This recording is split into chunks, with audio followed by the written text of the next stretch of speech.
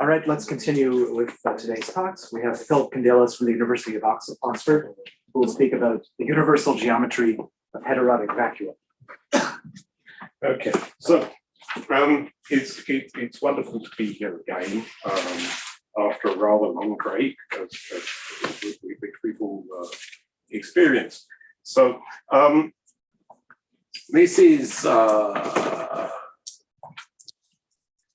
the account of this work. This was work with Senya de la Osa and Jock McCorrist, and so there are two papers with the three names, Candelas, de la Osa, and McCorrist, which run to quite a length and fill in all the details. So I will sort of. The second paper also includes this guy. Sorry? The second paper. And the second paper includes Roberto Siska. Yeah, thank you. Okay, so the story here is the following. There's a story for spectral geometry and Calabi-Yau manifolds.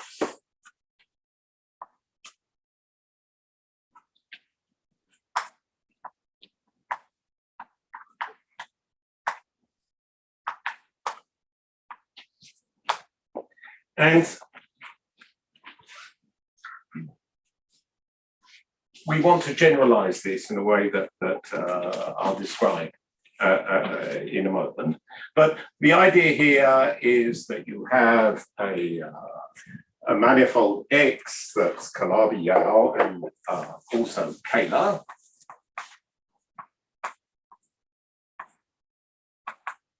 C1 equals 0.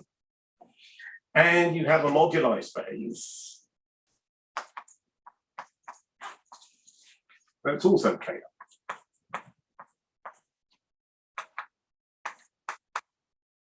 And there's a pretty description of the moduli space, and what you consider pretty depends on how you were brought up, I guess.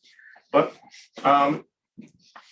what you can do is write down a metric and 2G0, say, alpha beta bar, dz alpha, dz beta bar, plus 2G0 rho sigma bar, dt rho dt sigma bar. And this is a metric on the space of complex structures, and this is a metric on the scalar classes. And these metrics can be described, they're scalar metrics. And so we all know that there's a scalar potential for the complex structures, which is minus log minus I integral omega wedge omega bar. Omega is the holomorphic 3 form, and K on the scalar structures is minus log all thirds integral omega cubed. These integrals are for X, of course, where omega is the Hermitian form. Omega is I G mu bar dx mu dx mu bar. Okay, so X is our coordinates on the manifold, Z's are the complex structure coordinates, T are the scalar class coordinates, and this is a familiar story. It's also true that if G and G plus delta G are Ricci flat metrics, that you can write the metric in the following form. So this the same ds squared is 1 over 4 times the volume, integral d6x, g to the half, g is the determinant in this context, gnn, g, k, m, g, l, n, delta g, k, L delta G N N plus delta B K L delta B N N. Okay, so if you were brought up as a physicist and you were asked what's the natural metric that you can write down on the space of metrics, you would have said that this was the natural metric on the space of metrics, right? Fairly obviously. Perhaps you have to anticipate the factor of 1 over v here, which of course depends on the metric.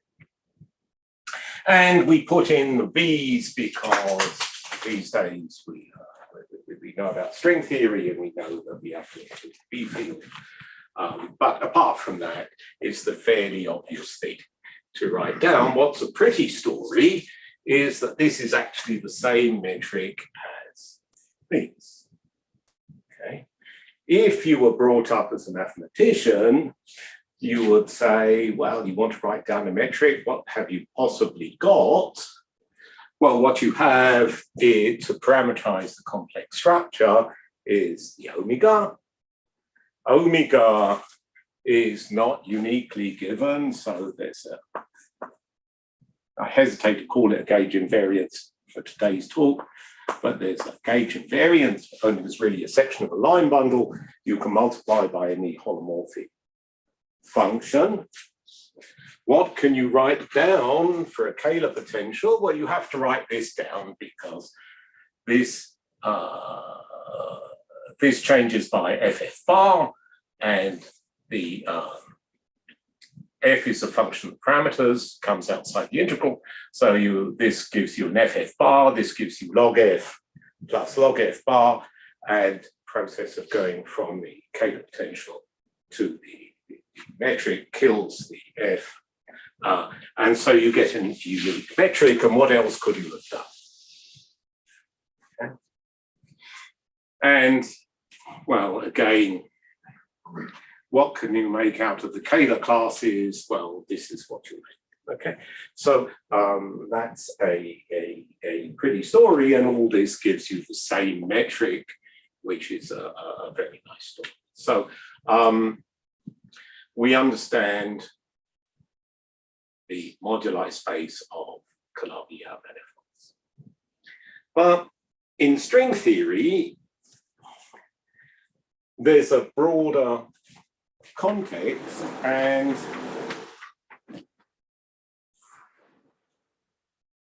there are heterotic vacua about which it's, you could say, it's mostly known that they're more complicated, and that's about all that's known explicitly. Okay, so the context is more general. So we have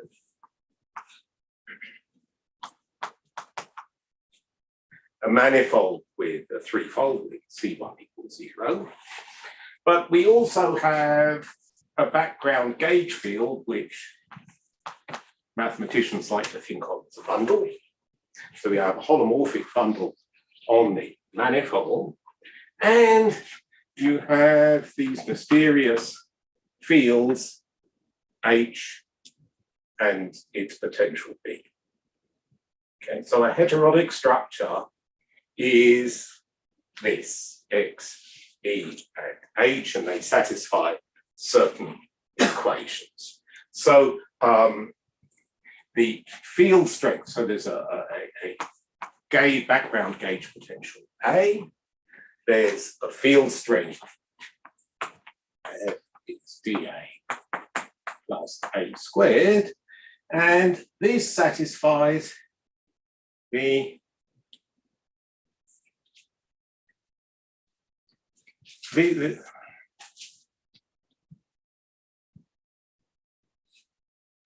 satisfies the, what are we going to call the equations anyhow? The Ordenbeck-Yau equations? This satisfies the equation G mu nu bar, F mu nu bar is 0, which we can write in a slightly better way, omega squared F is 0, where omega is the mission form. So we have a field equation for F, and we have the equations for H. So we have a field H and DH, so we have to talk about this, and DH is minus alpha prime over 4, alpha prime is a constant, and here we have trace of F squared minus trace R squared. F is this field, and R is the curvature 2 form. Okay. And we also have H is I del minus del bar omega. Okay. Which we could write in real form. So this is dc omega and dc omega is 1 over 3 factorial j m j n j r d omega n n r, and jm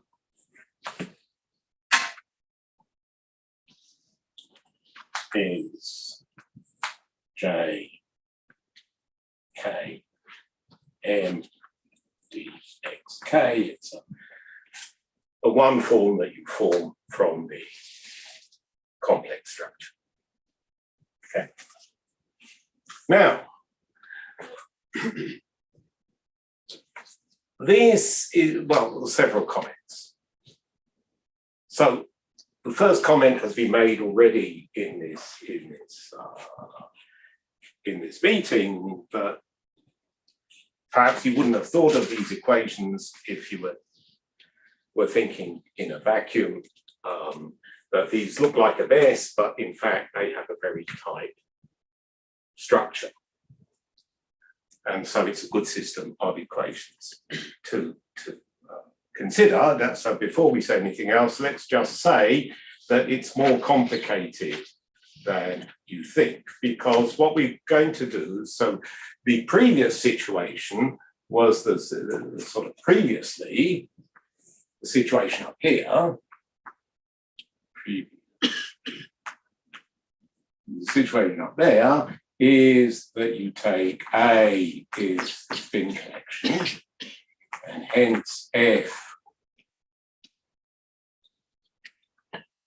is R, R is d theta plus theta squared.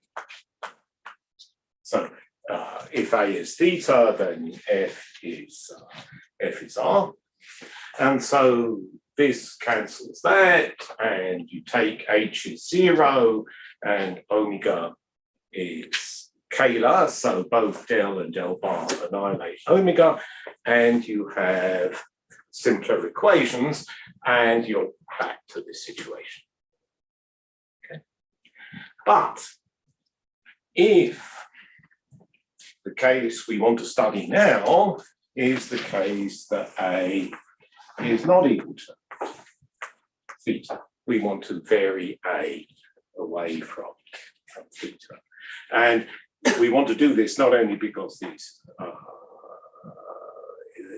is a more general situation, but this more general situation would be much more convenient for producing models of the real world, trying to match up this picture with particle physics. Are you going to impose also this conformally balanced equation? I'm not going to mention those words. Okay. So, so let me say that, okay, before we go on. So, why do we even think about these equations? Well, I've just said part of the reason, but you might think that these equations might not have a solution. But we have confidence because of the work of Xenia and Eric. Yeah. I just want to say that this implies the assumption that he's making imply the conformally balanced condition. Right, so there is right? Because you have a holomorphic treatment and because you have a complex structure, an heterotic structure, if you look at the torsion classes, you end up with something that is necessarily conformally balanced. But he's not even imposing balance, right? They're even not. He's not imposing killers. Yeah, but not even balance. So the omega squared equal to 0 is not. Sorry? Is omega squared closed? Or conformally? Conformally closed. Okay, this is what I was asking whether he was. He is, implicitly he is, yes. Okay. I stand suitably corrected. Okay. So I was going to say we have confidence that we should at least undertake the work because there are results of Xenia and Eric and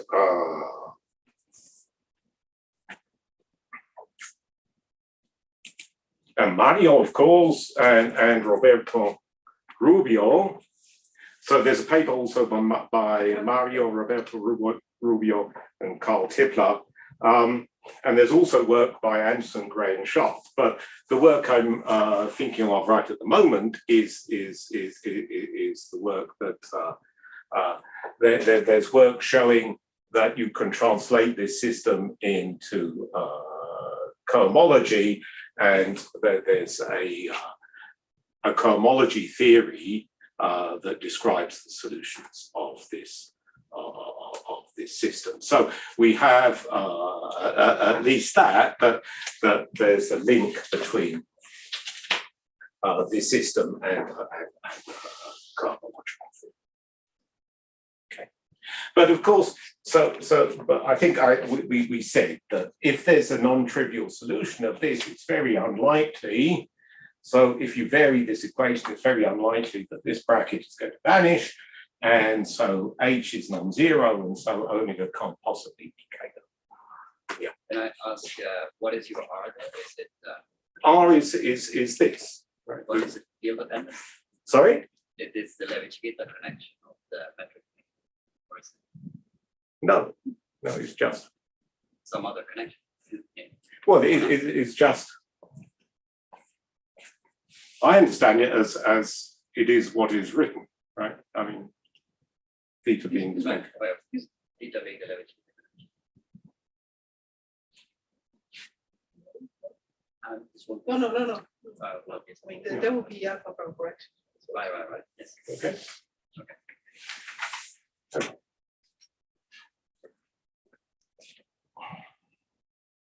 Okay, so what sort of answer do you expect? Well, also you have supergravity, and the moduli space of supergravity on general grounds is scalar. So at least we expect that there's a background that is scalar. So X is not scalar, we've just said that, but the moduli space, so there's the M is the moduli space.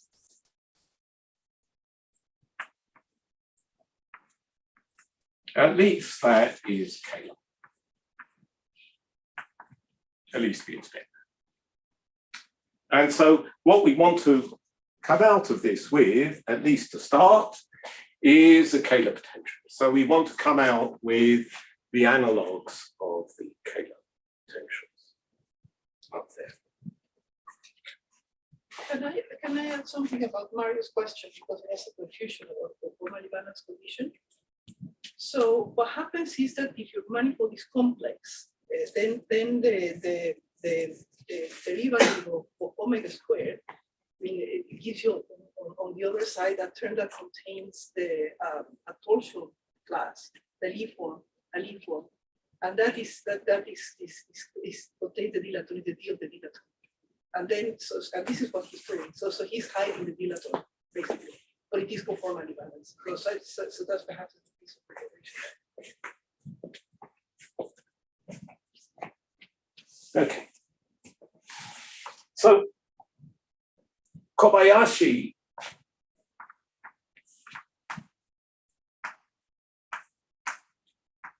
part of this problem is this gauge field.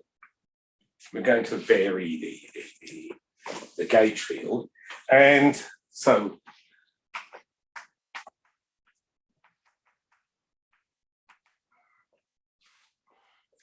Kobayashi wrote down a metric on the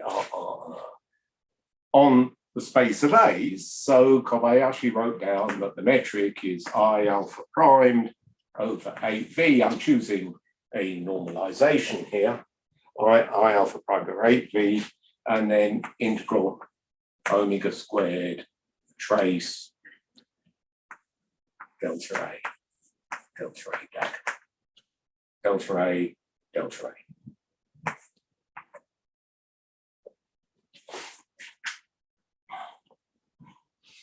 Or actually, let's put it down. He worked and used the fact that it was a holomorphic gauge field. So you write A minus A dagger, where A is the 0,1 part. And we take A to be anti-Hermitian. So we suppose that the gauge group behind this is a subgroup of a unitary group, then A is anti-Hermitian, then it has this form. And so Kobayashi actually wrote down this.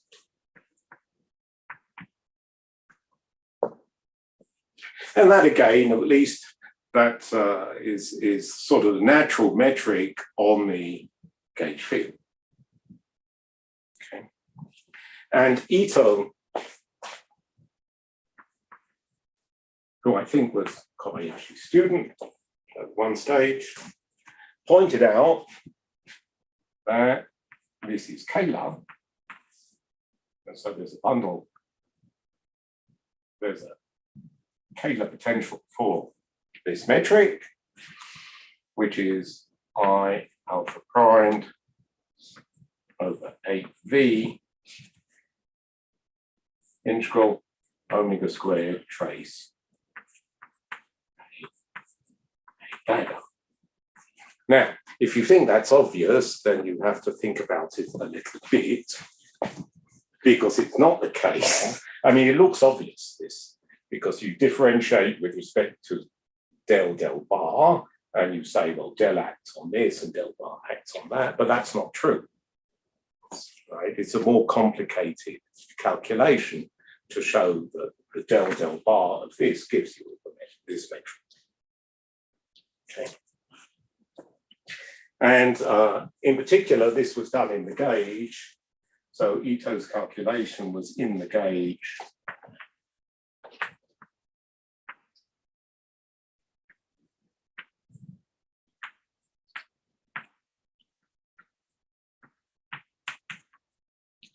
So he was working in a certain gauge. Okay. So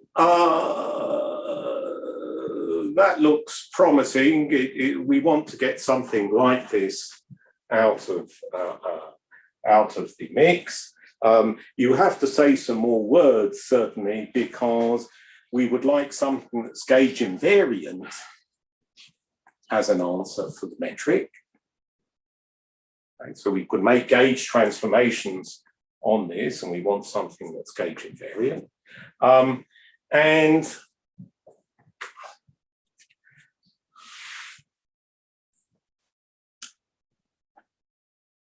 okay, so we want something like this out of this in the end.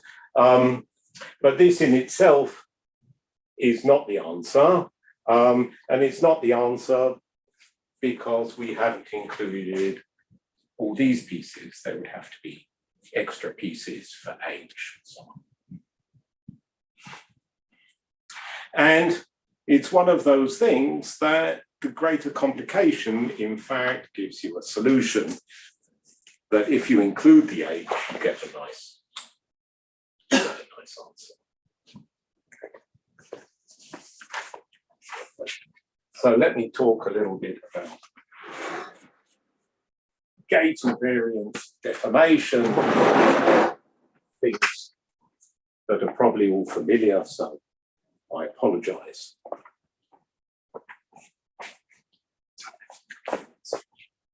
It is somewhere. It's right in front of you on the chalkboard. It's here also. On the blackboard? Oh, no. One of these. Okay. Okay, so let's talk about gauge invariance. The whole story here is going to be how to vary this system and to do that in a gauge invariant way or a gauge covariant way. That's the whole story. So let's suppose you've got a background gauge field.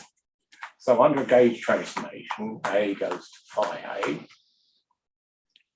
and that is phi A phi minus 1 minus d phi.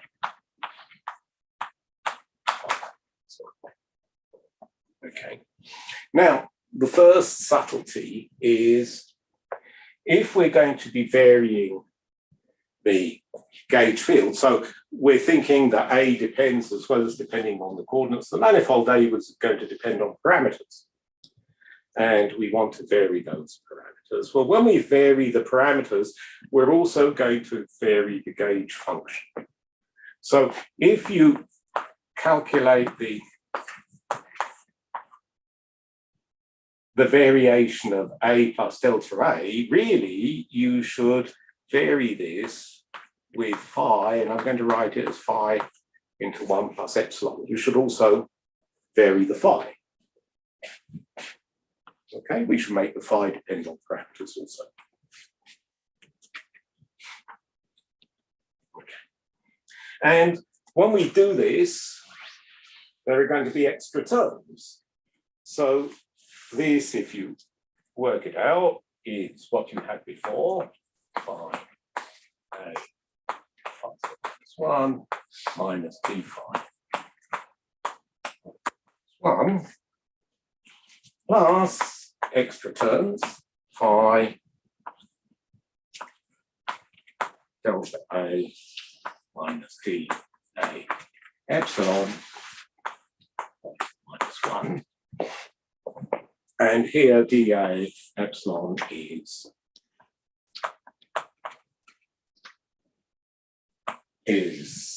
d epsilon plus A epsilon.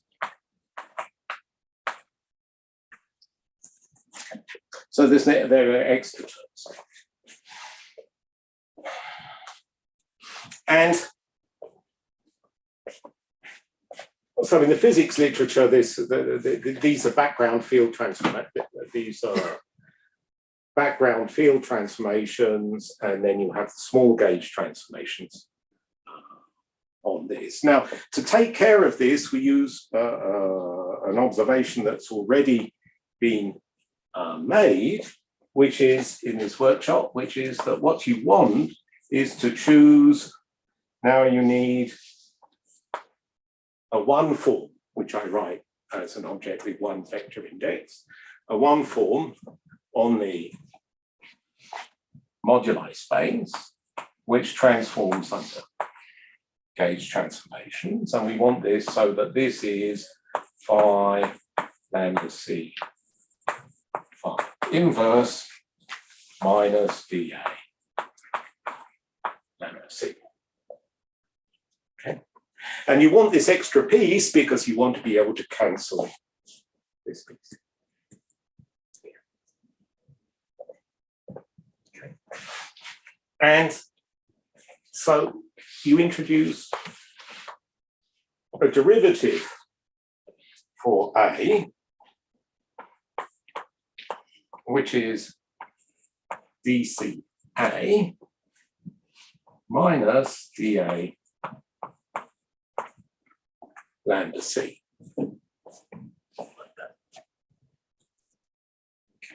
And then once you've done this, then you get what you want, which is that phi of the covariant derivative, well, phi of the derivative transforms homogeneously.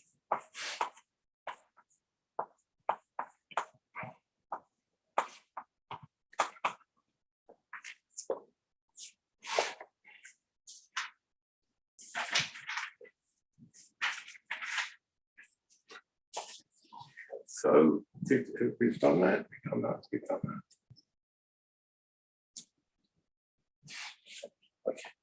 So the little c's are C's are modular indices. Okay, so I could clearly turn this into sort of write it multiply by dwc. So if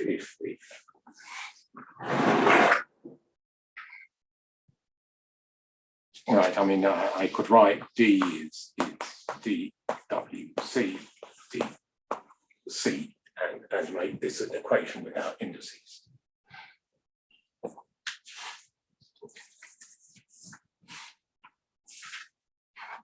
Okay.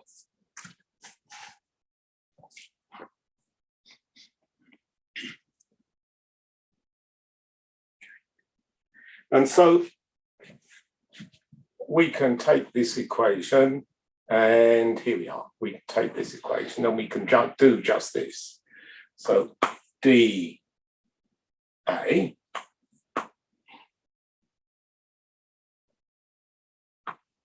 is d twiddle A plus dA lambda, and dA lambda being a one form, dA lambda is d lambda plus A lambda, like that. And so you can't stop yourself at this stage of saying, let's redefine A. So let's come over here.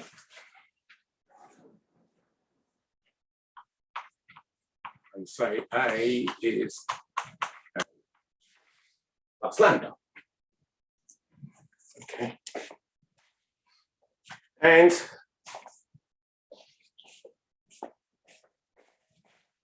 then you start to write down equations like this. F is dA plus A squared. And you ask yourself, do such things make sense? And the answer is that they do. So the first thing is that this has two sorts of components, right? You can have the XM components, and you have the WC components, and the MN part, the corporal part of this, gives you the usual equation. And the mixed part gives you this. So you get, FMN is FMN, and FMC, will I be able to get the indices right on this, gives us this equation. This has a C in it and an M. Okay. So I will write, I think it's precisely this, but I'm not sure the order which would give a sign. Okay. So here we get DCA n. So I guess we can work that out. So this must be Cn. Okay. So that equation is good. It's a useful thing. And that leaves us with the CD part of this, which, what's the CD part?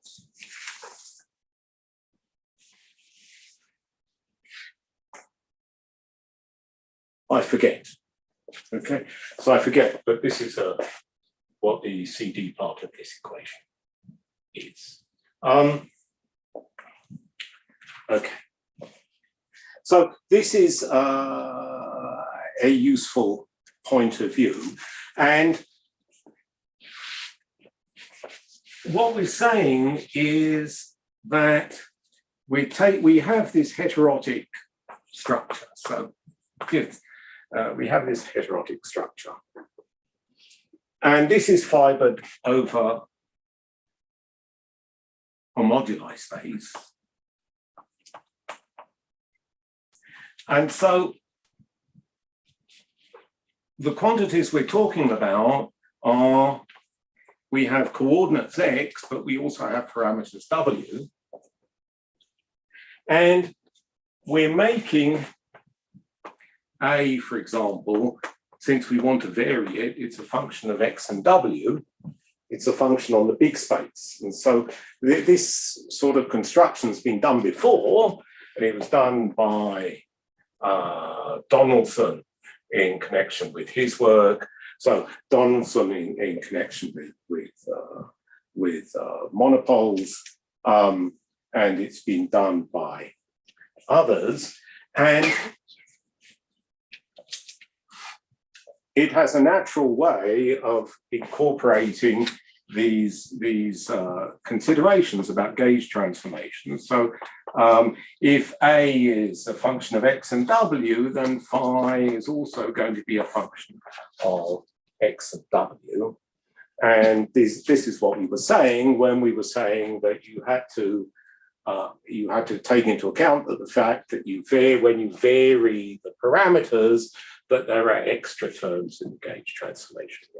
So if you just build that in from the beginning and write down this object, then you take into account this bigger context with parameters.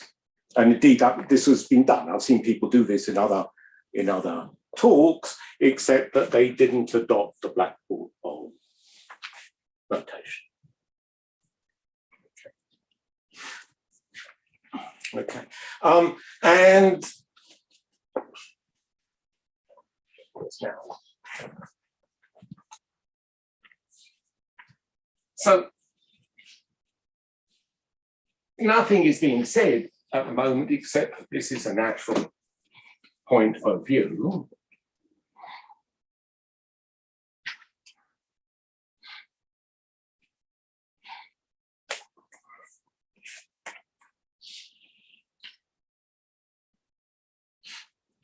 But, for example, if we say that f is d a squared, one of the biggest problems in doing this sort of work is that you have to find for yourself a blackboard bold font in LaTeX with lowercase symbols.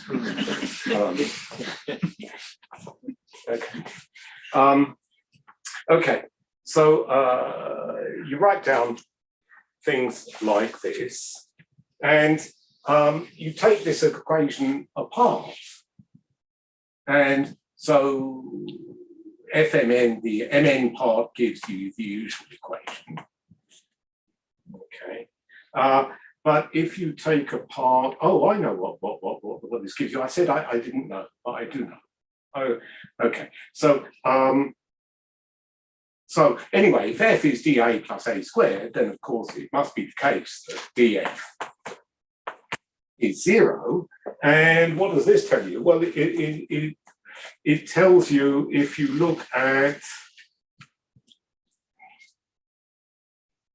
if you look in here, it tells you interesting things like one of the equations in there from the mixed terms is dBF is dA dBA, which is a true equation, which you can prove just from the definitions of the covariant derivative, right? And it's a useful thing that everyone should know. And it's a very useful thing in the calculations that follow. And another equation that comes out of this is dB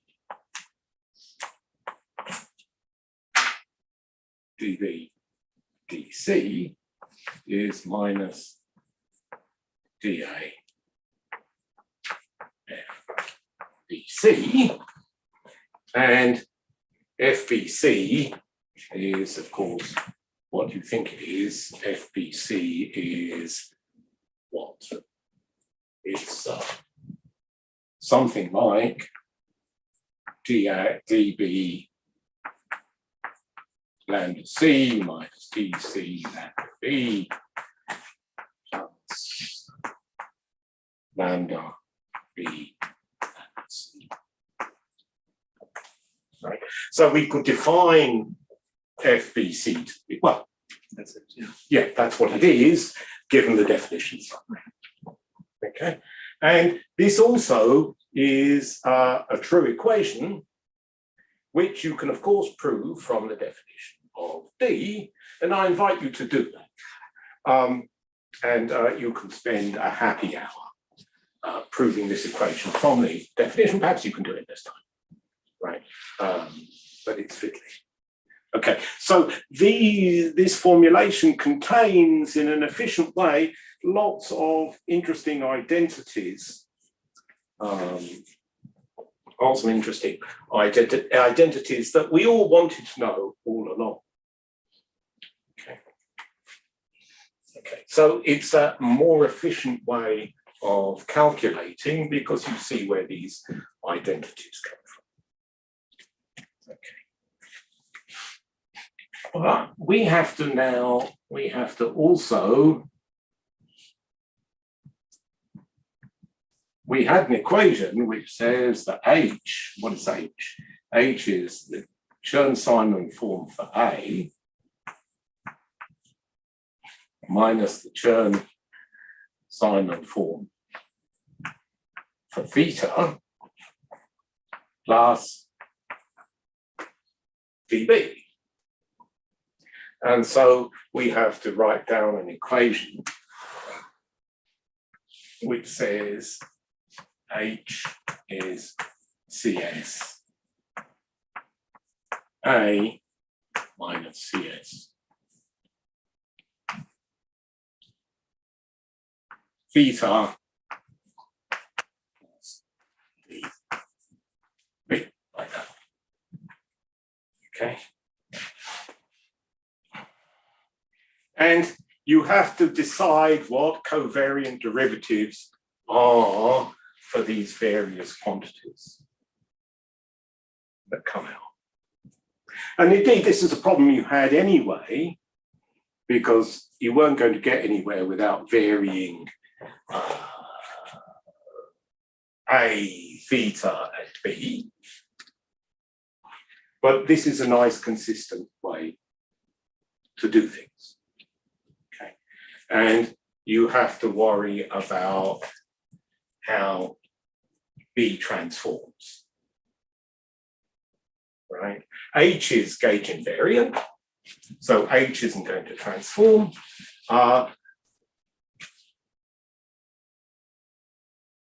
B will transform with two gauge transformations because this will transform with a phi, and this will transform with some other function which we could call psi, and so B transforms with both phi and psi.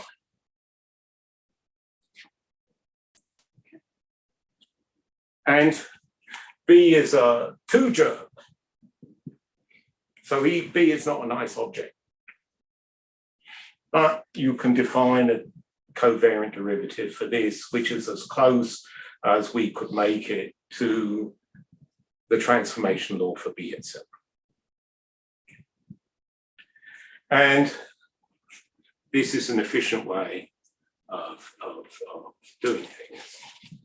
And the upshot is that, of course, we did this having done the calculation, as is often the case, having done the calculation a long way, we discovered this better way of doing things. And somewhere I put this thing.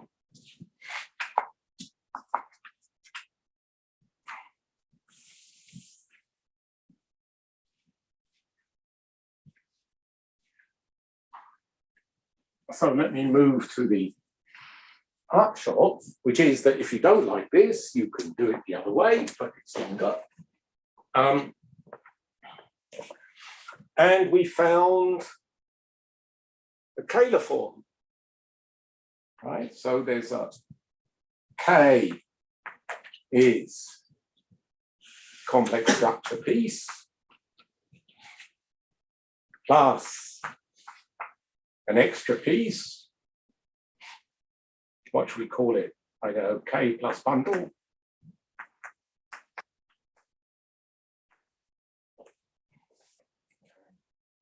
And the complex structure piece is, well, you guessed it, it's minus log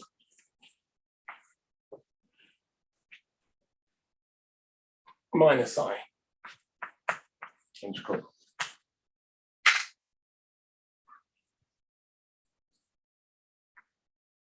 Omega wedge, omega bar like that. So that looks the same as it did before. And this piece is minus log 4/3 integral omega twiddle cubed. Okay, which is, well, what's omega twiddle? And I do mean this, don't I? Yes. Omega twiddle is omega. Oh, Senya, do you have the? There's a number here, right? Perhaps there isn't.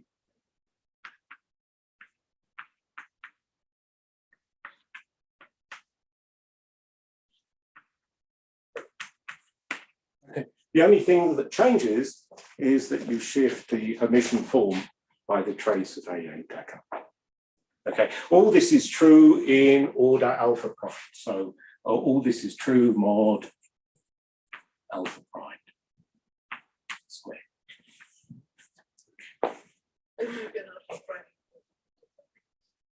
I need an alpha prime? Oh, there's an alpha prime here. Yeah. In front of the trace? In front of the trace. Yeah. And probably, I think that's it. Yeah, I think that's it. It's correct in the paper. Okay, so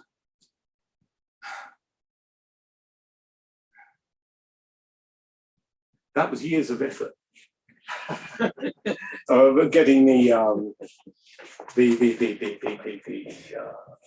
the factors right and the covariant derivatives right, and so on. And this way, if you go through the analysis with this, with the blackboard bold notation, you can do it at the page. Okay. So that was the answer. And you say, what about the delta H and the delta B? And the answer is you don't need them explicitly. It's all there. All these things are linked by the equations. So it's all there in the delta A.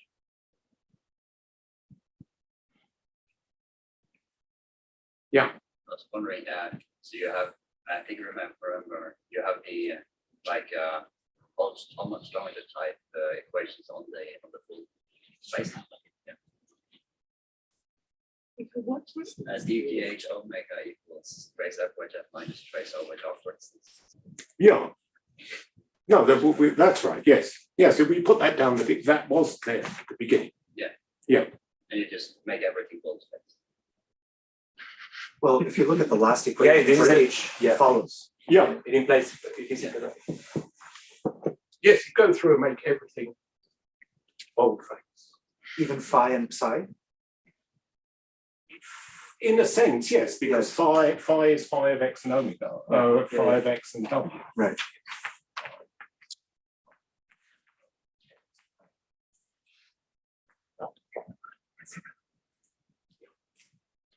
So I guess you write down, you consider x and w. So to what extent is this real, right? I mean, you're considering this to be sort of one manifold. To what extent is it real? Well, it's real as long as you don't write down the equations of motion, but you only write down the Bianchi identities. Right? I mean, if f is dA plus a squared, then df is zero. But we don't write down d dagger f is zero. That we don't do.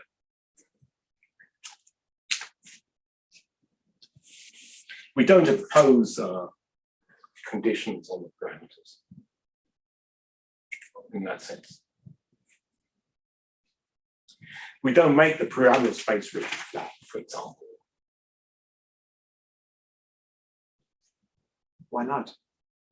Well, you could, but then you're imposing an extra structure there. Yeah. No, you have no reason to believe that's true. Moduli spaces of bundles are not. No, I don't believe it's true, but the Bianchi identities are true because of the way things are. Okay. So, thank you.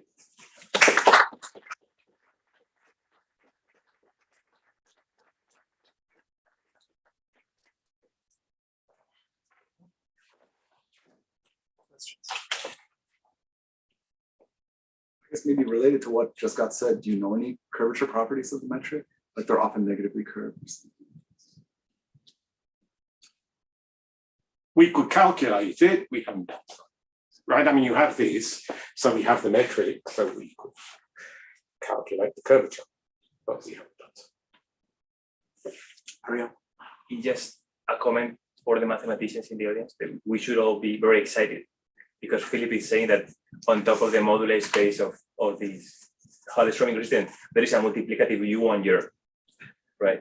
And this is something which is holomorphic, and this is rare. This is rare to find. Well, if I said that, I'm excited. Yes. Mario, isn't there a holomorphic contrast equation on the moduli space? It's even more than that, right? It's on the universal bundle. Yeah, it's a universal Yeah. U1 holomorphic multiplicative year. So how far is this metric away from being special Kähler? I mean, you start from Calabi-Yau moduli space, there you have a special Kähler Well, the structure of omega, each factor. And now this is a more general construction, I mean, with the tilde. Before you didn't have the tilde, and then it's special Kähler. So now you consider a different moduli space, but with a similar, formally similarly looking type of metric. You just add this translation term, and do you know whether this geometry is restricted in some sense? No, the degrees of freedom when you compute the metric are only stop.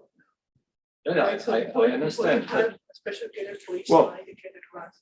yes, But now I think for the whole thing together, it doesn't look like. but perhaps it will be something else like quaternionic Kähler, or you expect some special geometry like the Yes, N=2 standard A to B series. But the problem is that this is not a metric on the moduli.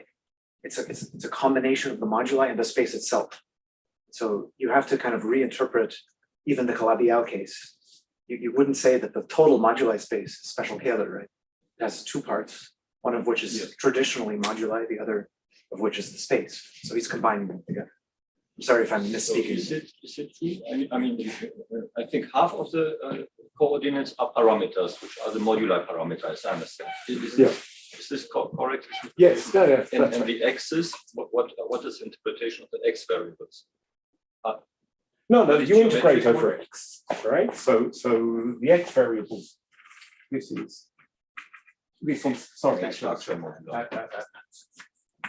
uh, No, I mean we have variables x and w, so Yes. coordinates x and coordinates w. So the coordinates x, these are coordinates in which space? the x's are coordinates on the manifold. On the manifold. Ah. Yeah, so those are gone. This is just a function of modular. But I'm not sure. I mean,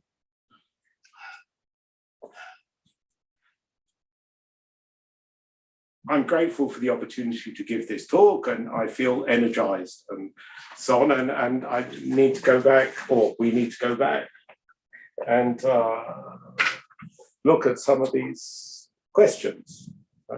I will be interested to see whether there's something that like special care for. Say, what's the special about it? If there's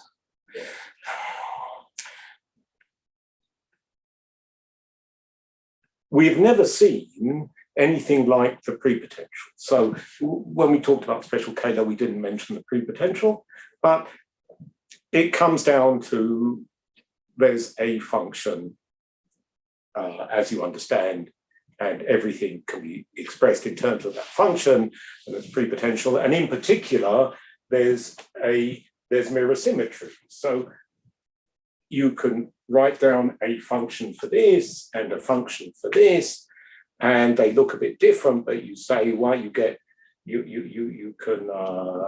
add in the quantum corrections and make these two functions look very much the same. Now, what we don't know here is how that works. Right? And I doubt very much there's a single function. No one's ever found one. I doubt very much there's a single function that summarizes all of this, and that you can then talk about the quantum corrections to a single function. Thank you. I have another question. It may seem a little left field, but I'm wondering if the combination of the moduli parameters and the original target space parameters has anything at all to do with alpha prime. Well, that also is an interesting. So, But to what extent you should think of alpha prime as another parameter, I guess, or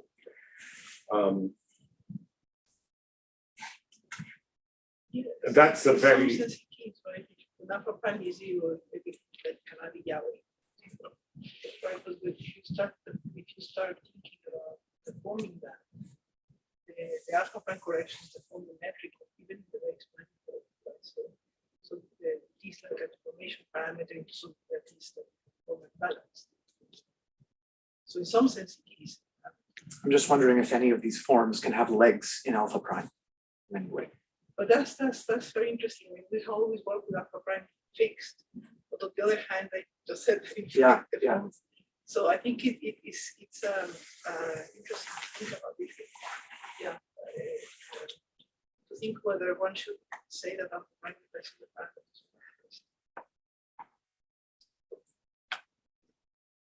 All right, let's thank Philip for his talk.